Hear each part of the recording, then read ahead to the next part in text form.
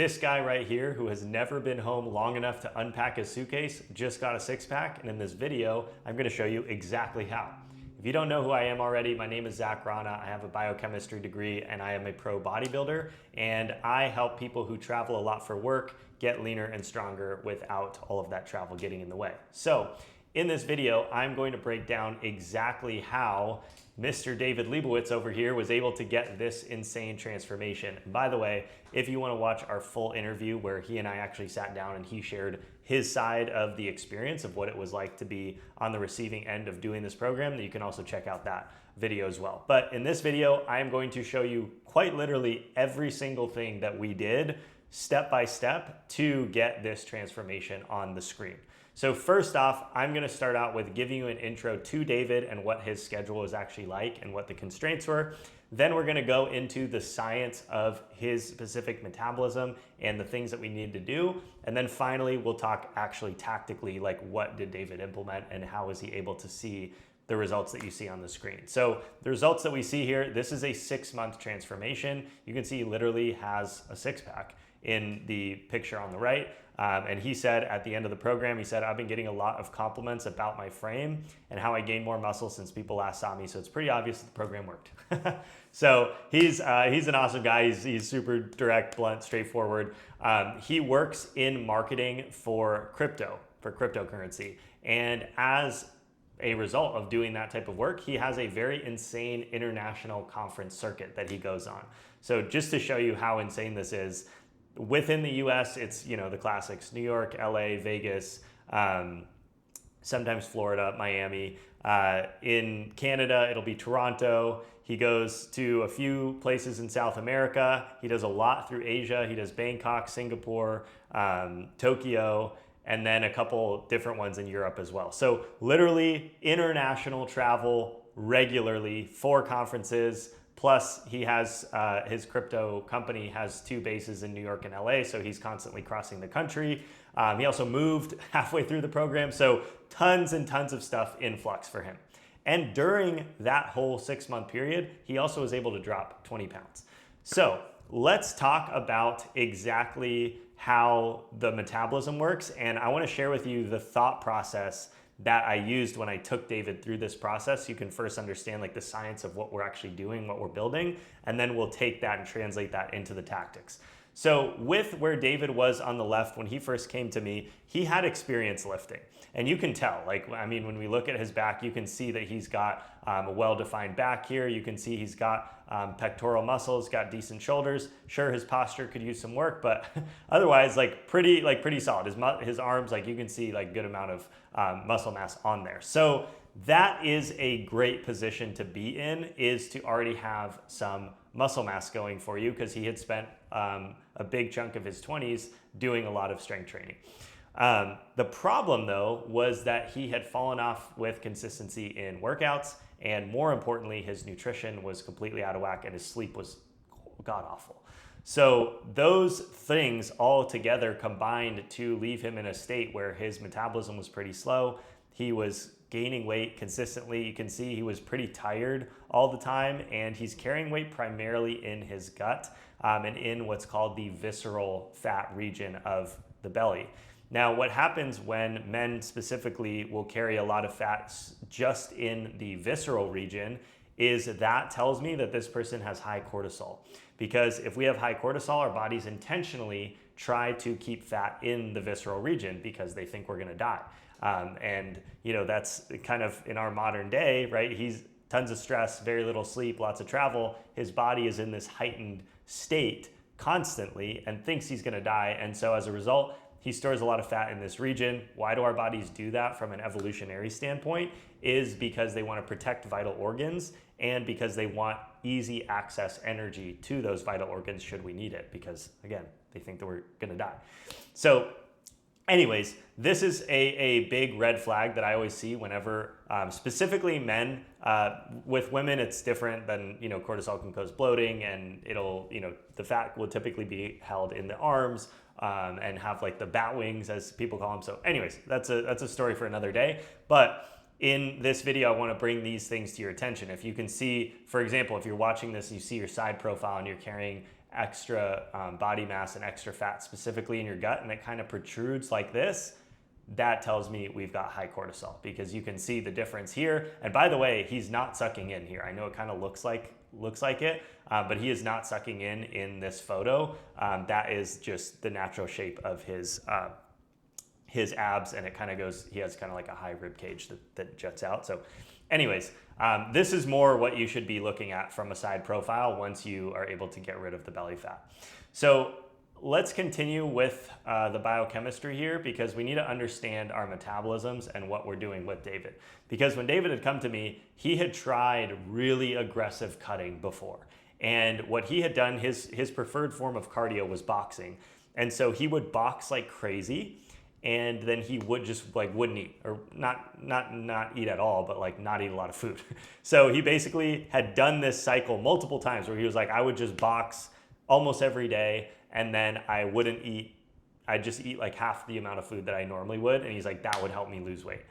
The problem, as I'm sure you could probably guess, is that within a few months, he would go back to the way things were and then gain all the weight back. And so he'd been on this cycle for actually 8 years when he came to me. And he was like, this isn't working. It's super frustrating. I'm tired of being stuck here, and I need a different approach that's more sustainable long-term.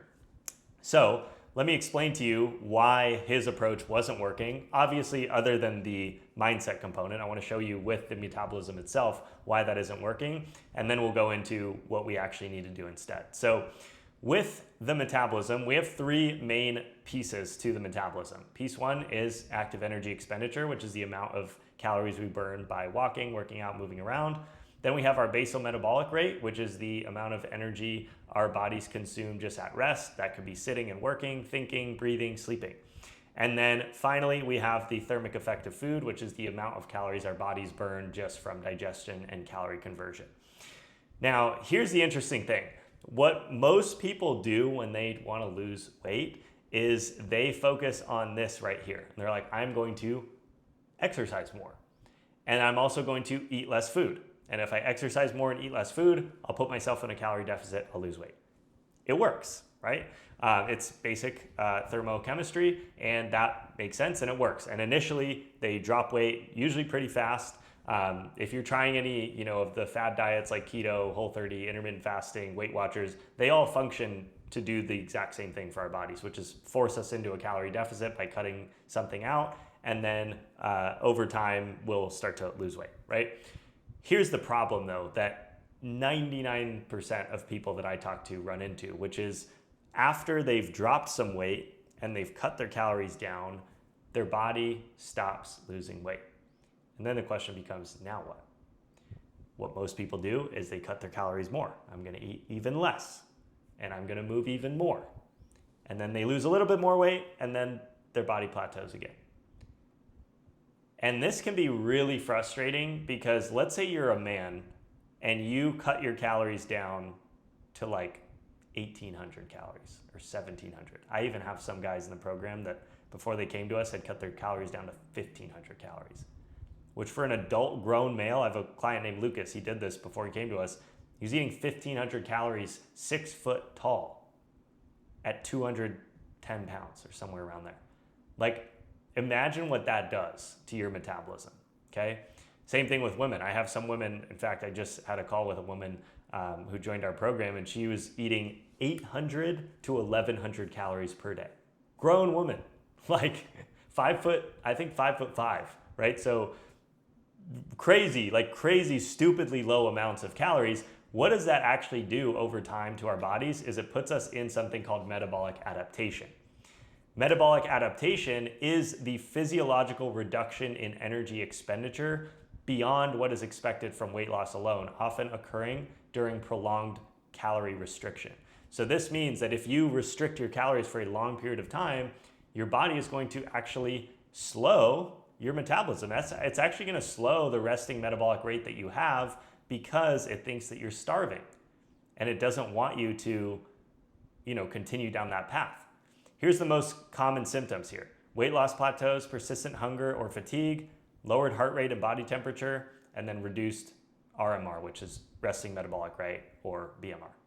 So If we want to go even further, we can see the weight plateaus, the fatigue, can't focus. Then we start to get into low energy, then bloating, then low sex drive because our hormones start to get out of whack, then depression, then insulin resistance, then bad skin and hair. So as you can see, when we destroy our metabolism, it's really bad for our bodies. Our bodies are not designed to do that. So then the question becomes, okay, well, if I want to lose weight, how can I do that without destroying my metabolism? So let's get into David's protocols now and actually talk about what he actually did. So there's two main factors that we need to focus on. Factor number one is his nutrition. Factor number two is his exercise plan. So with David's nutrition, what we need to do first off is we started with his macronutrient targets, which is his proteins, fats, and carbs. And when he started the program, I had him at relatively low macronutrients. He's a big guy. He's 6'2". In this picture, he's 235 pounds.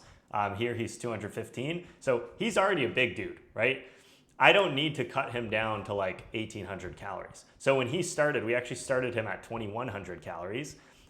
With the right ratio of macronutrients, proteins, fats, carbs. You want to have about 30 to 35% protein, about 40% carbs, and about 30% fat. That's like a good general rule of thumb. Obviously, you want to have this customized to your specific body, but just so you can kind of understand the thought process, the protocols, that's how we do that.